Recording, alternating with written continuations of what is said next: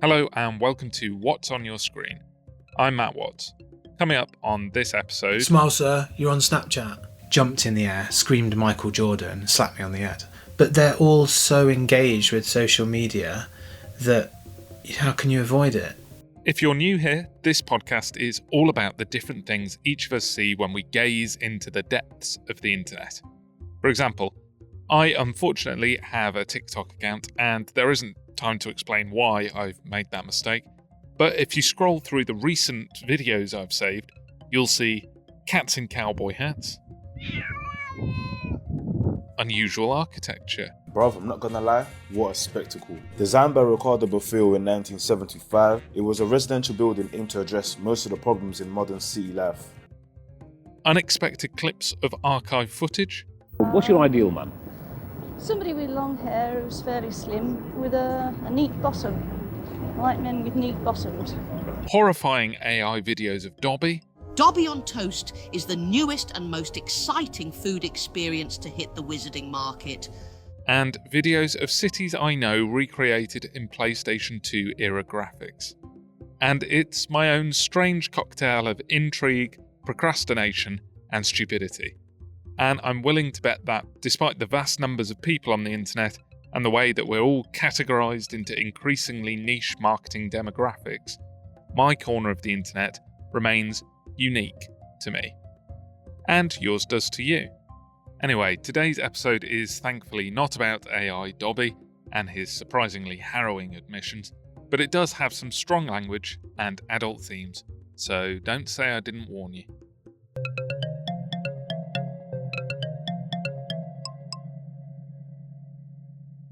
Today I'm talking to a man who we're going to call Mr. Baker. That's not his real name, and you'll soon see why.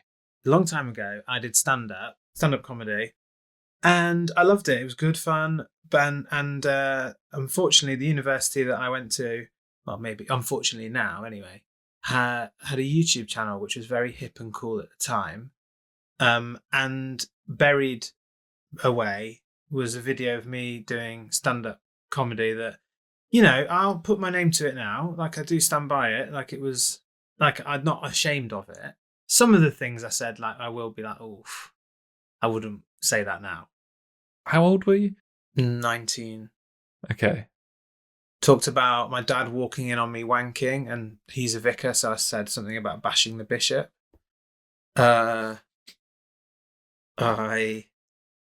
I talked about, this is probably the stuff I wouldn't put my name to now, is I talked about a young boy, like an overweight boy, who was in the changing room, again masturbating, there's a theme here, but also eating chocolates with his other hand and crying, and called him Cry Eat Wank Van, and laughed at how he only had one pair of socks. And now, as a teacher, he must have been neglected. Mr. Baker is an English and drama teacher at a secondary school in England. The reason we're talking about this is because I have taken up a new responsibility as Duke of Edinburgh manager. And on one of the slides, or on a bit of something, it said, you talk about the stuff that you've done in your life that's skills or physical or volunteering based. So I racked my brains, what have I done in this life? And thought, oh yeah, I did stand-up comedy. So one of the more intelligent young men who were there, boys, students, we'll go pupils, students. How old are the kids that you teach? Oh God, all the way from like 13 to 18. You put up a slide as you were telling them about Duke of Edinburgh. Yeah, like skills they could have a go at. Do you know what I mean? And you, as a teacher, told a group of kids that you did stand up. At the Edinburgh Fringe. Okay. Oh, okay. I can see how that would kind of be like an aspirational thing for them. You know, yeah. I'm sure it wasn't. Clearly it wasn't, because one of them went home, Googled my full name and put stand-up comedy after it. Lo and behold, what pops up? Me talking about Cry Eat Wank Fan. So he's quite a good one. Like, I'm so glad it wasn't a student who could have been malicious. So tell me the story of how you became aware that he had done this. 2 weeks later, I'm on duty at break, And I used that time to speak to students who are doing Duke of Edinburgh to remind them of whatever they need to do. He, I think, had like ducked out of doing it, but I wasn't sure if he definitely wasn't going to do it anymore. So I went, I saw him and said his name, and then and asked him what's going on. He just said, "Good on YouTube, sir. Good on YouTube." And I went, "What?" He went, "Saw you on YouTube, sir. Not gonna lie, it's actually funny." So half of me is panicking. The other, then I've got a little bit of me that's like, "Oh, he thinks it's good." And so I was like panicking, and I said to him, "Please don't pass that on." But he's with 2-3 of his mates who they're laughing as well. So clearly they've watched it. But it's not spread around the school like wildfire yet. But I'm thinking some of the stuff I'm saying, would I keep my job?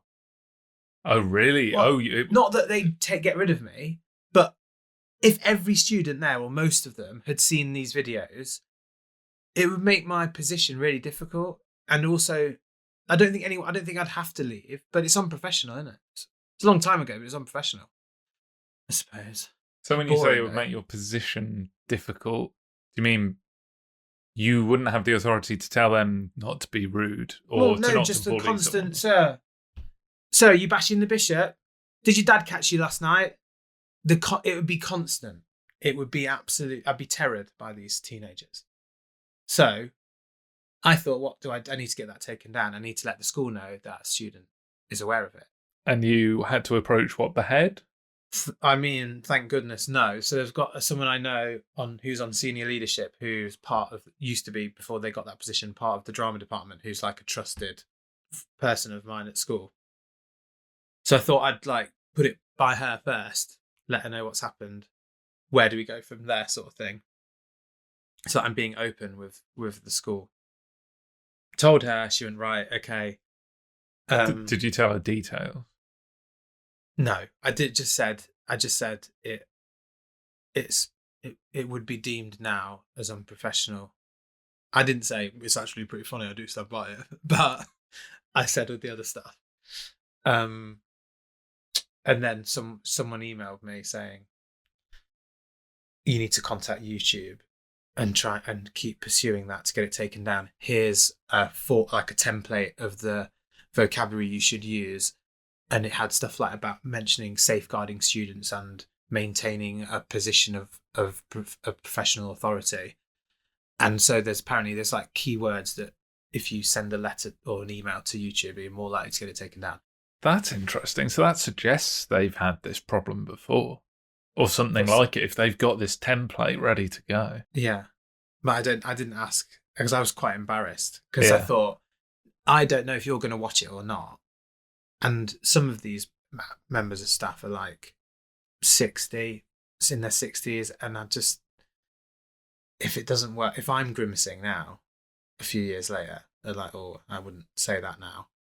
What are they going to think? Is it going to colour their opinion of me professionally? So I felt a bit embarrassed and like a bit like, I thought it'd be okay with the member of staff who used to be in drama, because obviously it's like, well, you've done performances. It's just it's a type of performance.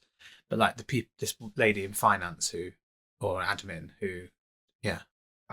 So you're staring down the barrel of both the kids and the teachers potentially thinking differently of you and having something to hold over you. Yeah. And I've just remembered, do you know, what's his name? The one who's like a pigeon dickhead. Devvo. Devvo is here and he's fucking buzzing. If you don't remember Devvo from Mr. Baker's Pitch Perfect impression, he was a comedy rap character who went viral on YouTube in the mid-noughties.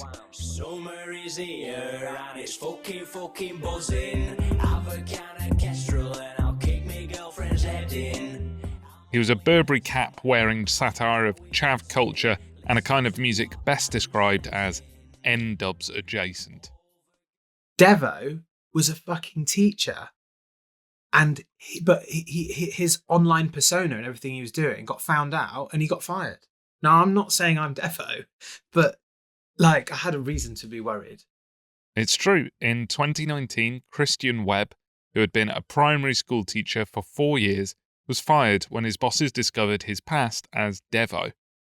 If you look at some of his old YouTube videos, you'll see comments from parents and pupils defending him and saying what a good teacher he was. You still have your job, right? Yeah, still working. I complained about it to you at a party, and you went, well, just it's the social media of the student union. Just I know I just find them on Instagram and drop them a message, and they'll be able to take it down. And I was like, oh, okay. Did that. 4 days later, taken down. After how many years? How long was it up there? No, I was 19, so 32 now. 13 years. 13 years it's been there.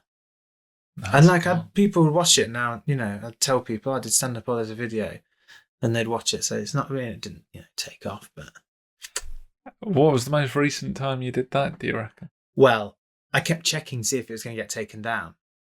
So there was one point where I had it open on a web page, and I got a response from the social media, student union, whatever, saying, I can confirm it has now been taken down. So I went back on the webpage like, this is the last time I'm ever going to be able to watch this. So I watched it through, just as like a funeral. Do you have a copy? No, I didn't really think. Ah, that's an odd thing to have disappear now. I know. Yeah.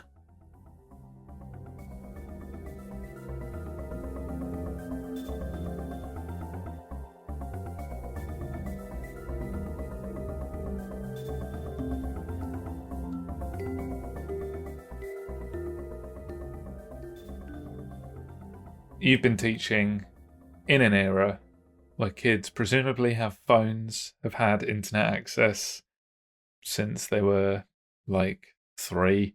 Mm. How's that affected teaching? Because you were in school at a point where those things were just coming in.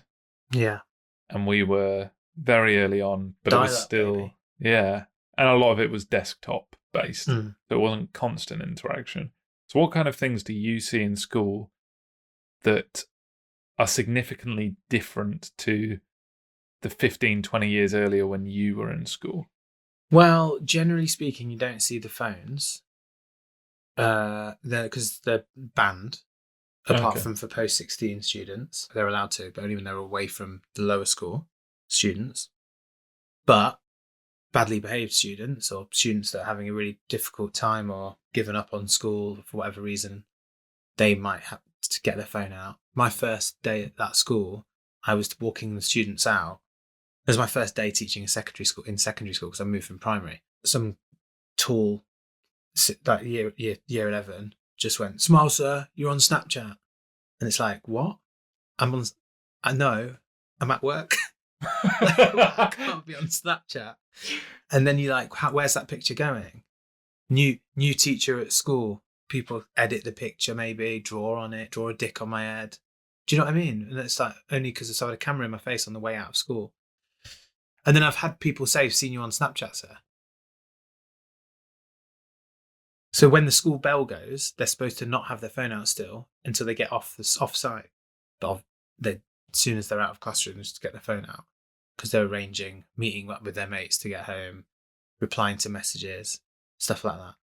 And they've banned Apple Watches because for a little while, it's like you've got students that are walking around with cameras on their wrist. Apple Watches don't have cameras. Some smartwatches have cameras though, right?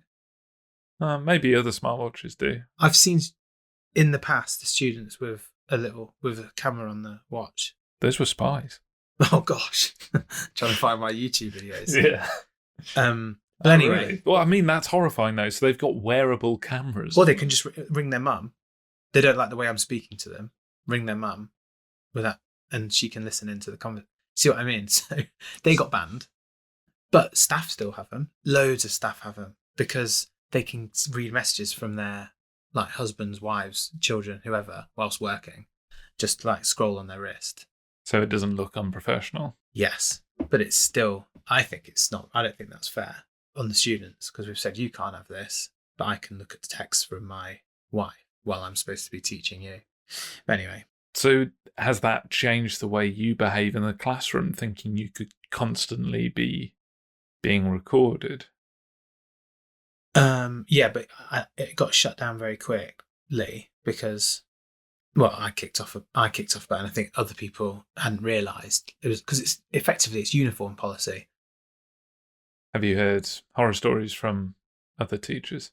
Yes, a few. So things where a student said something like, "Oh, look this is what the messages I've been sending. I'm being bullied on WhatsApp," and then the teachers picked up the phone and scrolled through the messages. And you're not even supposed to do that. You're not supposed to look at the screen at all.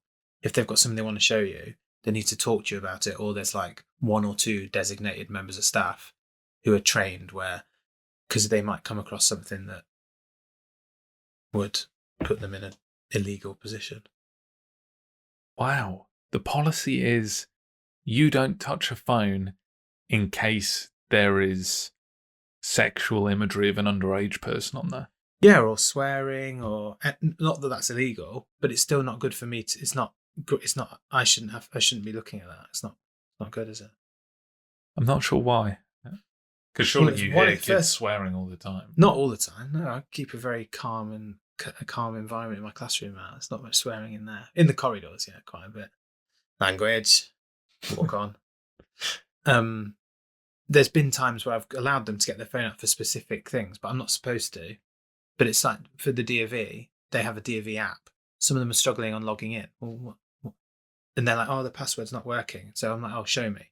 So stuff like that, maybe. But if someone says, I'm being bullied, or look at these messages I'm getting that are abusive, you set yourself up for a whole world of issues. So it has to go through a specific person and be dealt with in a specific way. Is this just your school's policy, or is this kind of national? I don't know for sure, but I'm pretty sure it's national. I mean, it's common sense, isn't it? It's good practice, I think. I mean, now that you've said it, it seems common sense to me, but I don't think I'd have thought of that. But it makes sense, and it, like you said before, it feels like something has to have gone wrong. Yeah, for that to.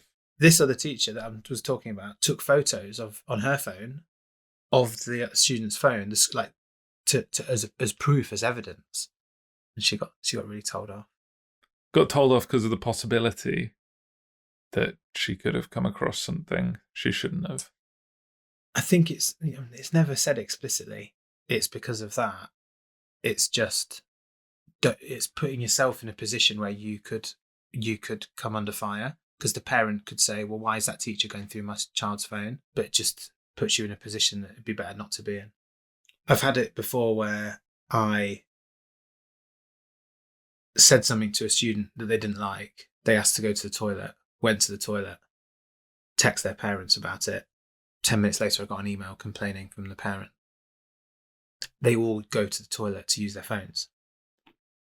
That's to the point where teachers will say, someone will go, one of the students goes, sir, I don't know my timetable. Can you have a look? I'll be like, no, sorry, I would, but I'm in a rush, so I can't. So teachers will say, just nip to the toilet and check your phone. And it's like because everyone knows it's happening, and sometimes it's useful for them to check their timetable, but we don't want to be seen saying, yeah, get your phone out in front of everyone. Even if you're not seeing the phones, you're not seeing their internet use, does it still influence the things they're saying, the things they're doing? Whatever trending meme is, that's made me sound so old. Whatever trending meme is, whatever the trending memes are, or like funny little things on TikTok, they'll come in and replicate in the classroom. The whole skibbity toilet, all of that was big. See, that's one of the ones that I couldn't work out if it was older generations making fun of, and actually they're not really that into that. No, some of them do say it. They just say, like, I'm I don't know, like I'm skibbity this or that. That is so skibbity toilet. And some teachers are proper like against it, whereas I don't have a problem. Say it if it's part of your vocabulary, whatever. Do you do you? Do you know what I mean? Language is fluid, but don't shout it out like some sort of Tourette's issue when I'm trying to teach. Not that none of them have Tourette's, by the way, just to clarify. That we know of. And like I'm cooking, they say that, let me cook. I quite like that one. What blew my mind was at one point I said something like, the relationship between Julius Caesar and his wife in the play Julius Caesar is quite jarring because, and one of them goes, "Oh my God, sir, you just said jarring. Oh my days." And I'm like, yeah, jarring is a word, and it means like two things that don't quite get on, that they're at odds. They're they don't go well together. And they're like, "No, sir, no. Oh my days, that is what jarring means, yeah. But it's like it's new. It's on TikTok, innit?" And I'm like, oh my gosh, words are being reinvented now. So yeah, jarring. Apparently, they think it's wild that I say jarring. So I've been saying it more. I mean, every generation has a new set of vocabulary that spreads mimetically. Yeah. But do you feel like it's accelerated? It's like throwaway culture, but of vocabulary. Okay. So like I could tell you the like 3 or 4 that from when we were at school, like sick. Yeah. In it. I feel that was one that didn't quite happen much. I can't think of any others on the spot, but they've stayed, or like they've been long lasting. Whereas skibbity toilet's not cool to say anymore, really. But it was for about 3 weeks. Also, a lot of them follow like YouTubers, and we'll talk a lot about that. A lot of them game together, and will like rinse each other or rib each other about the score of the games or what happened on the games last night they were playing when they get into the school in the morning. Like, "But Harry, you have to apologise to Dexter. Go on, Harry, apologise to Dexter for last night. What happened?" And be like, "I'm sorry, Dexter." Yeah, and they were like, "Whoa!" So yeah, that's great. I love that. Are they surprised that you have any knowledge of internet culture? Yes, which then makes me feel old. There's times where I recognise what they're saying, and sometimes it's appropriate, sometimes it's not. And if it is appropriate, then I might make a comment or whatever. Or if it's not on something that they should be talking about, depends how serious it is. Yeah, like I remember at primary in year 6, not social media, but I kept hearing these 3 boys. These 3 boys kept saying this woman's name. And I was like, that sounds familiar. I think I know that name. And then I went to the toilet, typed that woman's name in to see if it was what I thought it was. And she's a porn star. And they were like 10 and making jokes about a porn star. So then I went and told a higher up member of staff. And then they dealt with it. That's an interesting conversation to have with another member of staff. It was quite quick because it was kind of like, I'm in the middle of teaching, but I need to tell you this. You need to take these 3 boys out and talk to them. They're saying a porn star's name and saying it as a joke, like they don't understand what they're talking about and who it is. I didn't mention that I went to the toilet to double check I was right. Yeah, that is pretty disturbing, thinking that 10-year-olds are accessing pornography on the internet. And telling each other about it, communicating about that, and then making jokes about it in front of other children.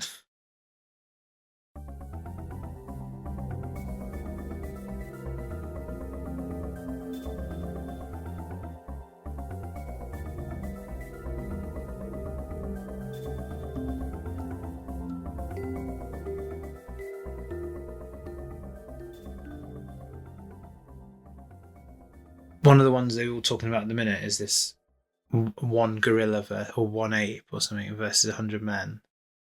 And apparently it's all over TikTok and who would win and why and all that. But sir. And then they asked me.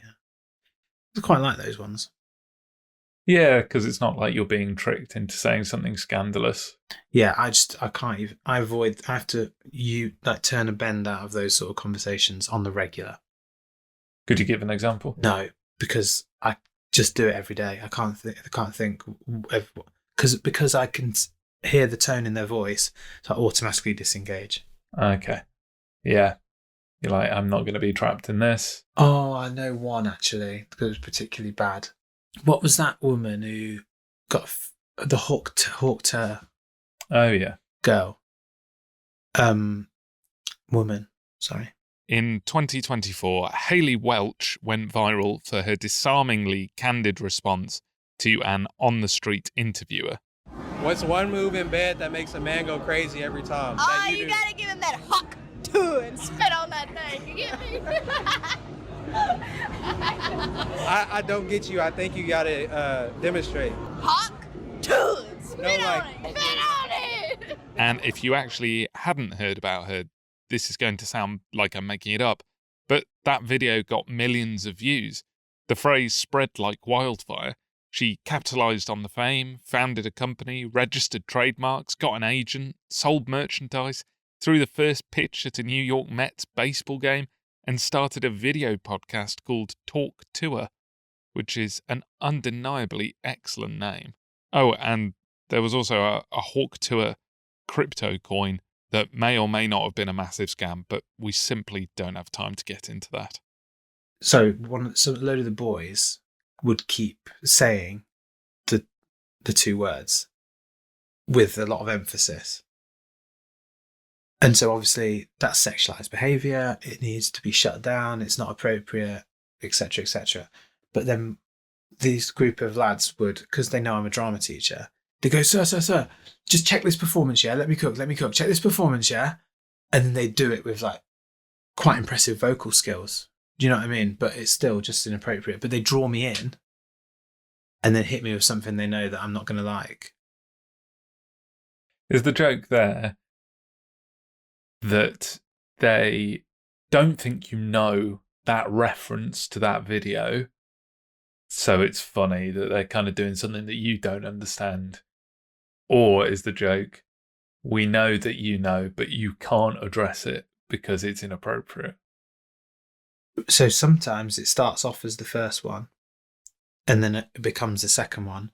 Other times, and the best ones, the funniest ones, are where it's so in the middle where they don't know if I know or not, but it's funny if I do know.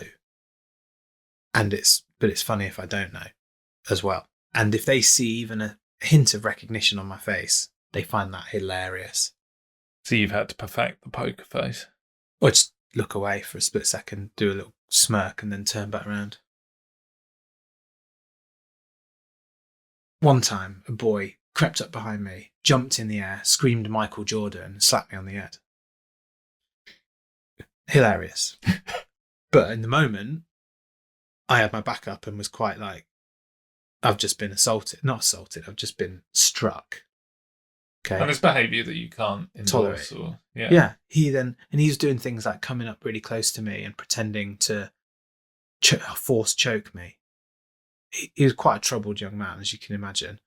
But I emailed like the support thing. Nothing. No one came. And he's like still screaming, shouting. The other students don't feel safe. I don't feel safe. Then I was like, this student has assaulted me and struck my head. 30 seconds later, 3 of them turn up, all with walkie-talkies. It gets sorted. It was a staff Christmas do that night. What do you think all the members of staff were doing? Creeping up behind me, screaming Michael Jordan and slapping me on the head. And it was very funny. But, maybe a bit too early. Yeah. Not that any of that's got anything to do with technology or the internet. Well, Michael Jordan, it's probably, Matt, for fuck's sake, it's probably off TikTok. Yeah. Probably is. 100% is. But also that's the way these things work now. You have an email address to get a teacher SWAT team to come to your classroom. Yeah. Well, no, actually, I've got a Google form now. It's actually better. Google form. Red so flag. when you're being midway through being assaulted, you can fill in a form. Yeah, that's what you do. And then the feds come in with their walkie-talkies. Yeah. Well, 3 is unprecedented. It's normally just 1. But Because you said the word assault. And it struck my head and all that, yeah. But I was like, I can't teach in this situation. Get him out. Yeah, now it's Google form. Why? Where are you? Why do you need someone to come? Is it a missing student? A C3? which is your behaviour is so bad you're not welcome in the class anymore? Or does a student need emotional support? How big is this school that you need a form? Huge. Oh, okay. Yeah, big school. And the school is like an old building. It's like a maze. Quite difficult. If you first time you go, you just get lost. Yeah, so the Google form actually works quite well.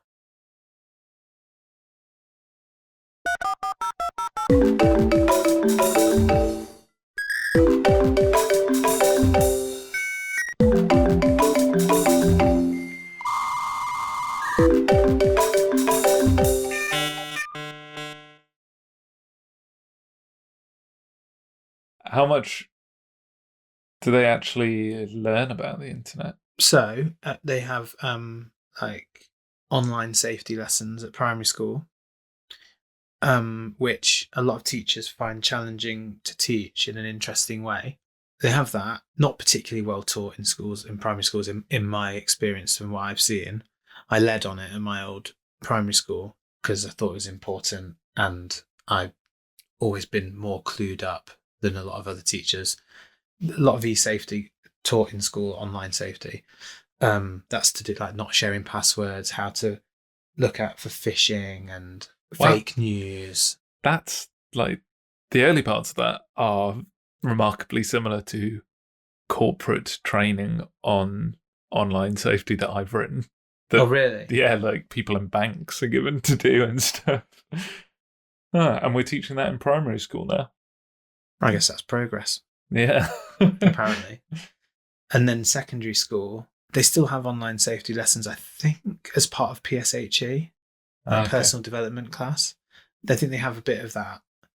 But again, they probably know more about it than the teachers do. Have you watched... I realise I'm about a month out of date with this question in the zeitgeist, but you watched Adolescence? Have I watched Adolescence? Yes. Unbelievable. Brilliant.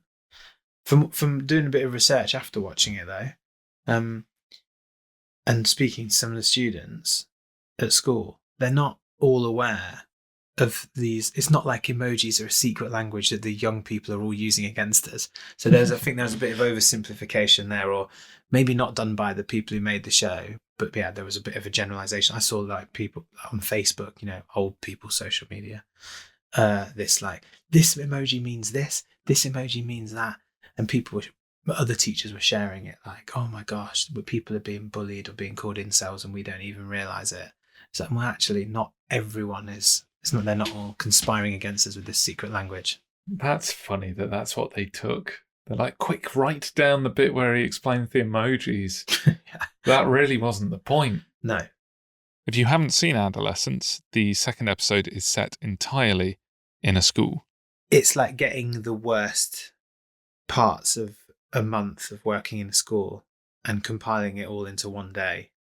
So there's definitely elements of, oh God, that speaks to me, but not on the sort of chaotic way, that school was run.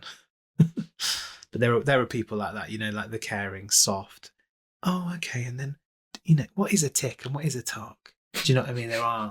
Those people do exist in schools.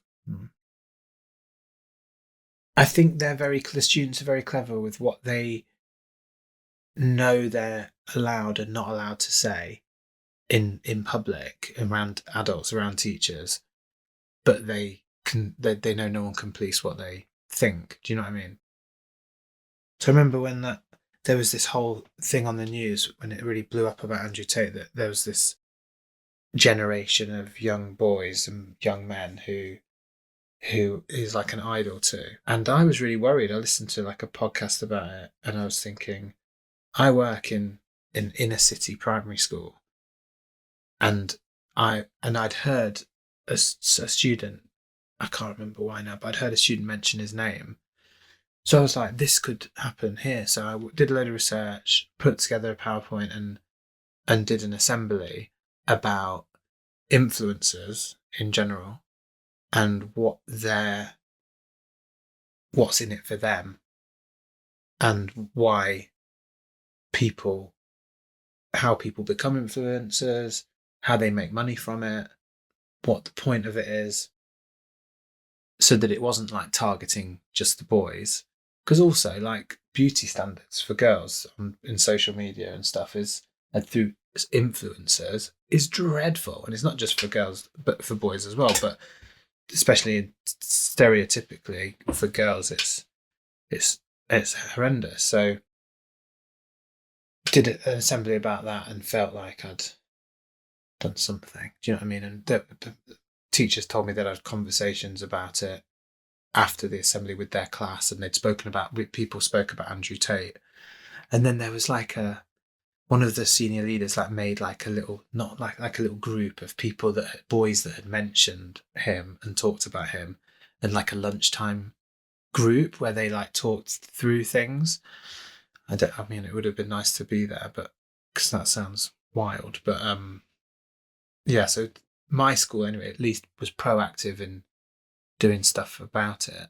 At secondary school now, that I work in a secondary school, they're clever enough to not bring things up, or at least I've not come across negativity specifically towards women. I've not even heard anyone insult anyone else with like the word incel or anything like that. To go back to the primary school, so what kind of age group? So the assembly was with year 5 and 6. So that's like 9, 10 and 11. Okay, and they actually had to have a session with people who'd specifically mentioned him. Well, that was one member of staff's idea, that they thought that would be a good thing to do. Yeah. And when you talk about this idea that they're clever enough, what gives you that impression? Because one reading of the situation is no one's mentioning misogynistic ideas or Andrew Tate. Therefore, thankfully, they've not been infected by this. But your takeaway is they're just clever enough to know that they'll get in trouble for mentioning it. Yeah, 100%. What makes you think that, rather than the well, first? I think definitely some of them just won't have come across it. But they're all so engaged with social media that how can you avoid it? If you're on social media and you're on a platform that has an algorithm and things that are popular, things that are trending, you're going to come across it. And I think you have to be, what's the word? You have to be quite to the point where it's almost you're being groomed, that you start to slip up and say things in public that are maybe extreme ideas, especially if you're a child in a school. As soon as that happens, it gets picked up by teachers straight away. I'd like to think, I don't know any member of staff that would just ignore that. Do you know what I mean? That's a massive red flag. Like if you just read the news, you'd think that all the boys are saying it, and it's like they all know about it. I've not heard or seen anyone for 2 years I've worked at secondary school explicitly talk about Andrew Tate. I don't think he's that cool. Like they're so throwaway culture.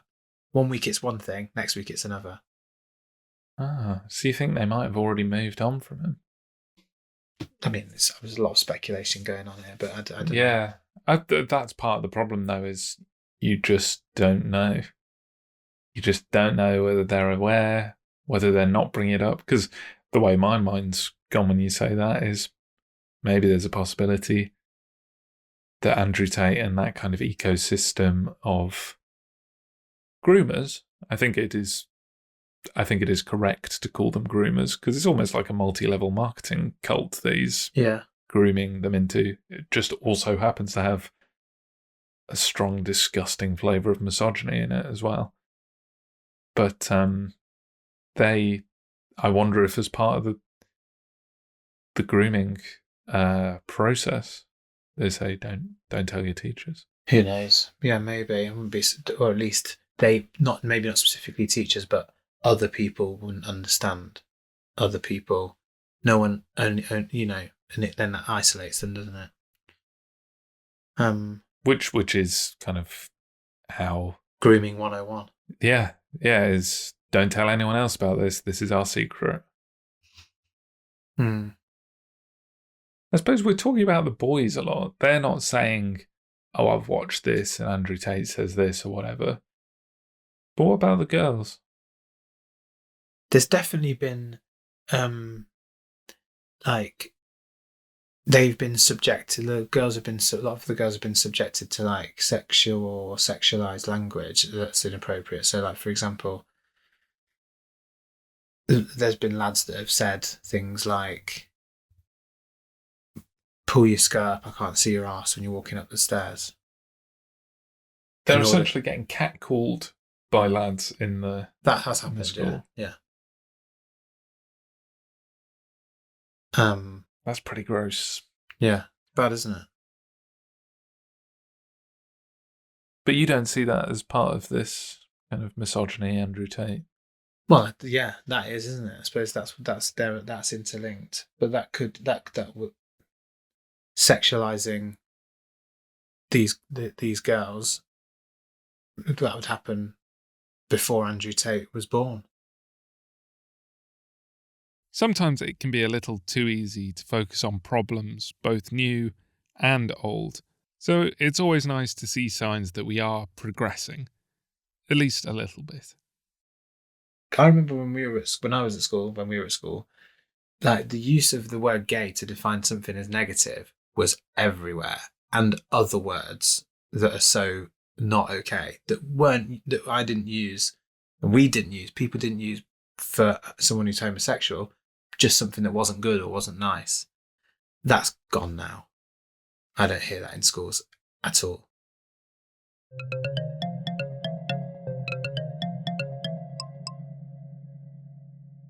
That was Mr. Baker. That conversation got me thinking about a few things. I really like Mr. Baker's willingness to accept new trends and phrases when it's often the default for each generation to ridicule the one that follows it, to think that their slang is stupid and their music isn't as good. I wonder if the speed of change that we've lived through as young millennials, starting out our childhoods with VHS tapes and Game Boys, and ending our teen years with iPhones, streaming services and social media, has inoculated us against that generational snobbiness. I hope it has. Also, following up from our conversation about smartwatches, I did a bit of research on that because I was interested. There are smartwatches with cameras, but not very many. And it was even harder to find out why anyone had bothered to put a camera in a smartwatch. The best explanation I can find is that it's when people are making watches designed to be used in place of a smartphone, and they often seem to be aimed at parents who want their kids to be contactable via audio or video calls, but don't want to give them a full smartphone. As always, I'm interested to hear what's happening on your screen. What interesting stuff you're seeking out, what unexpected things are sent your way, and what your personal online reality feels like. This time, I'm particularly interested to know what you remember about technology and the internet in your school and how it affected your time there, or how it affected your children's time at school and how you dealt with that. So if you'd be up for sharing, please send a voice note or an email to whatsonyourscreen@gmail.com. And to end this episode, I'm actually going to play a trailer for another podcast that I've been listening to because it feels tangentially related to this episode. It's called Those Who Can't Teach Anymore. It focuses on education in the US, but I think a lot of what's happening there can be seen in the UK too. This isn't a paid ad or anything. I just really like podcasts, so it's always nice to share a good one. Which you should do too if you enjoy this podcast. Send it to a friend or post about it on your social media or both. And review it wherever you listen to it. That would be lovely of you. Anyway, I shall shut up now. Enjoy the trailer, and I'll speak to you next time. Bye.